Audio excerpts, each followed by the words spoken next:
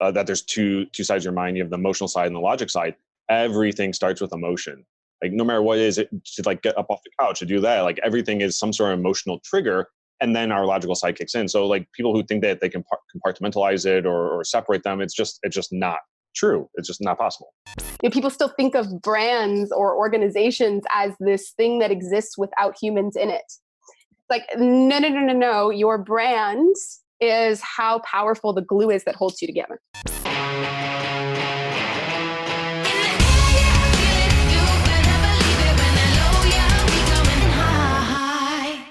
Who are you and what do you do?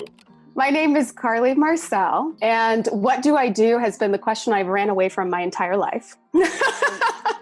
Kind of figuring out and discovering what humans are here to experience, and then finding the way that I can best kind of serve to help people along that journey. And I've done that as an actor and a writer. I've done that in change management consulting and human capital management consulting, and looking at industrial organizational psychology and how people fit together. I've done it as a marketer and trying to get people's businesses and ideas out into this world. And as an entrepreneur, mostly that's just kind of my creative side. So I've done a lot of things these days. I mostly am focused on developing myself as a speaker for the first time. And that's really taking together all of this information and just trying to get new ideas or better ways to understand them into the world, focusing on how to become more agile and aware as individuals and as organizations. What's your number one failure that still sticks with you today? My number one failure, first of all, I don't like the word failure, which is why I like your show, 10,000 Ways to Fail, so that we can turn it around. I think failure gets in the way of, it's just an irrelevant word. One of the main ones that I had that was the hardest one was back in 2016, when I let go of my second business with my husband, when we had invested 2 years of our life and all of our money. And we really thought it was kind of going to be a lifestyle. It was supposed to be a lifestyle business so that we could do other things. Something had been telling me that I was miserable, essentially. And I was working like 70-hour weeks. Oh, geez. On something that was supposed to be lifestyle. Mm-hmm. And that little voice kept telling me something's wrong. And I did not want to listen to it because I was convinced that I could convince myself that it was the right choice for me and that we had invested so much, right? It was just to even listen sometimes when those voices start to come up, we resist them because the change is too big and costs too much. But, it started to meditate a lot during this time, but mostly to work on my performance. It was like, I'm going to meditate so that I can be a better business owner, so that I can be more productive, so that I can put more hours into everything, so that I can make all this other stuff go away was my goal. And I thought that meditation, for the most part, it was a mindset shift. Yeah.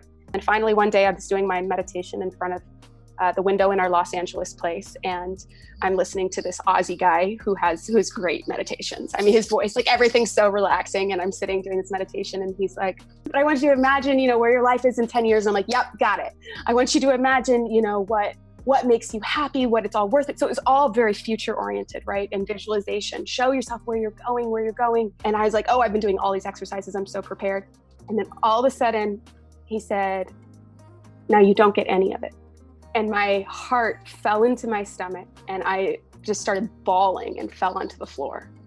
Yeah. And so at that moment, it became very clear to me what I started to become more aware of was, one, something's really wrong and it's time for you to pay attention. And two, the future isn't going to make the present better. What does it mean to develop a powerful relationship with yourself? How do you get better at it?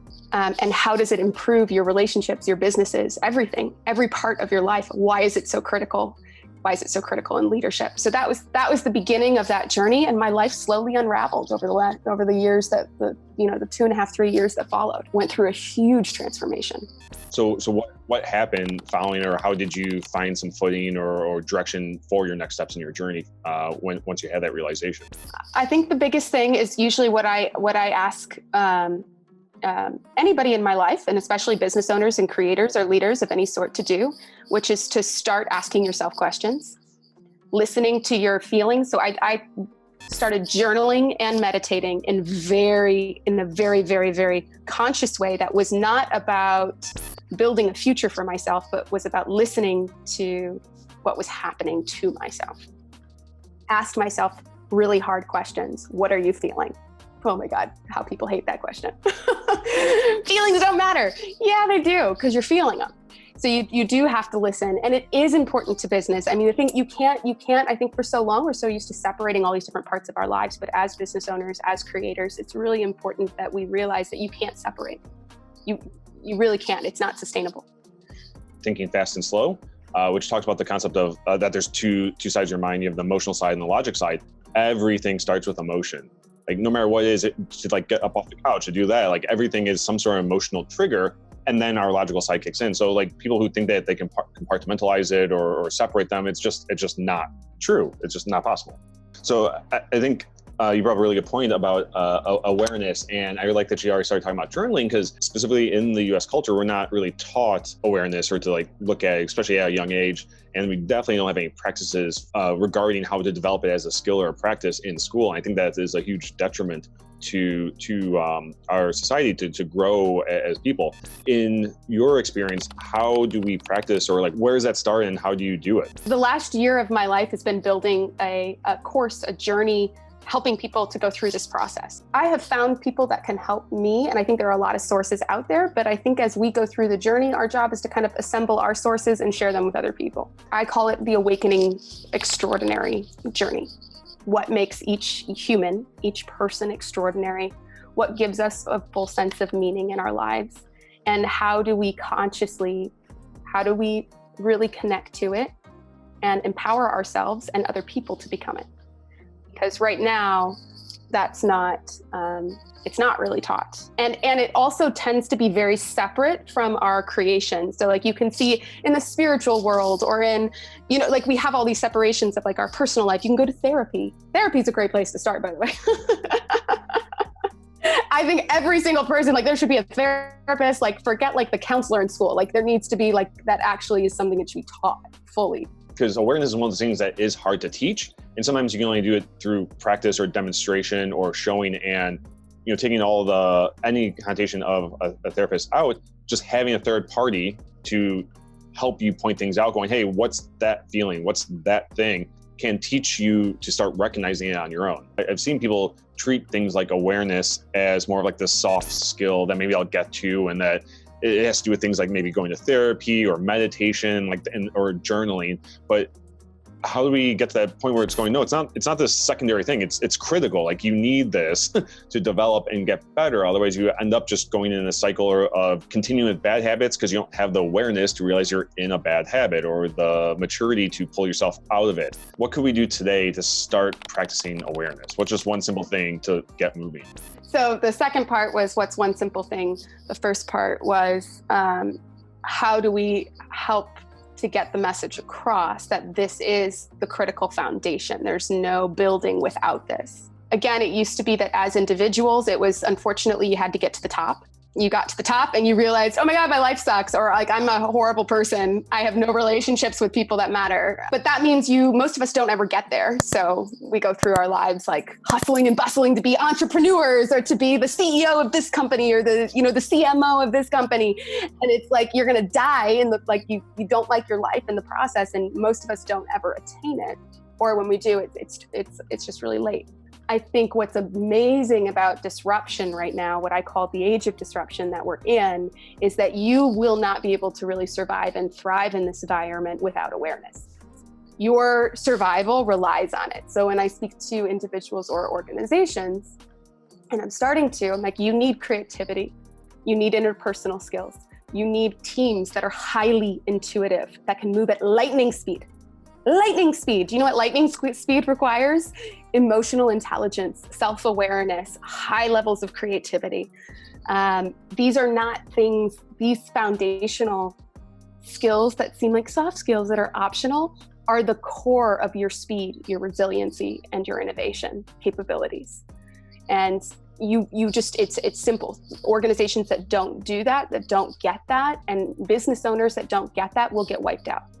Because disruption is too volatile. You're going to have to change too often. So then to just change my question, which still kind of relates though, is like, what's the first step businesses can do to start applying this? If a business owner is like, hey, I need everyone in the organization to start developing their own personal awareness, how do you even start with that? I think it starts with creating spaces for it. So creating space in your personal life, and then at an organizational level, giving people space to reflect, creating spaces that allow for the deeper dialogues, that have more emotional safety and allow people to kind of open up and talk to each other in seemingly non-productive ways. Awareness, behavior, all of this is contagious. So it starts with a small group of people. An organization can start with making sure their leaders are self-aware would be great. Yeah. That would be a great place to start. But what about some of these older traditional industries like finance, insurance? How does this apply to those types of businesses? And where would it apply even? I don't think there's much of a difference. Every time that I look at it through different lenses, it really comes down to really the same. It's a very similar process. Innovation, agility, and speed requires awareness. So again, the older industries have to do it the exact same way and understand that they can take the risk. If you haven't been disrupted, good, great for you. You don't have very long. I like to use the visual of moving from a fortress, this really heavy fortress, into a flock of birds. So a flock of birds, if you think of like a company or an organization, like what ties the birds together, where are they going, what direction, right, as we're migrating. So we all know that we're going in a similar direction, but how can you become that agile, that fast, change your shape within seconds, understand, like that's the goal. That's where we need to be in this disruptive age. That is the organizations of the future will look that way. It's just the reality of things. So you can either celebrate the fact that you're still an old fortress and continue to operate your fortress, or you can open your eyes, pay attention to the fact that things are changing very quickly and that it's just a matter of time. Traditionally, we build these fortresses with the mindset that we're going to defend against something. We're going to defend against the competitors. We're going to defend against the elements of nature. We're going to set up camp here and boom, we're not moving, right? We're defending against anything that comes our way. We've learned over time that doesn't work. Like there will be something bigger and stronger than you that will come along and knock down your fortress. Where in your analogy of the flock of birds is the weather shifts, the birds shift with it. They move together, they're moving quickly and they're adapting to their environments and their surrounding. Well, I think that ties nicely into it, talking about how the stability or the lack of disruption is an illusion because change is inevitable. Something's gonna come along. I think just even looking at the finance industry itself, like, talking about new technologies like crypto or just how things are going borderless and how people can now all the different ways of transferring money or the ways of like non-traditional types of investments. Those weren't things that existed 10 years ago or, a little bit longer. So yeah, all these, like if you aren't feeling the effects of this disruption yet, you will be. What should people be doing and ultimately businesses when it comes to awareness? As I asked that, I realized technically businesses are people, right? So they're not separable, right? This is what I'm saying. Thing without the people, right? Yeah. So of course it's applicable because a business is made up of people and those people need awareness to help move it forward. People still think of brands or organizations as this thing that exists without humans in it. Like, no. Your brand is how powerful the glue is that holds you together. So what is the age of disruption and what should we be doing about it? The age of disruption can best be summed up by saying we have never moved at this pace before.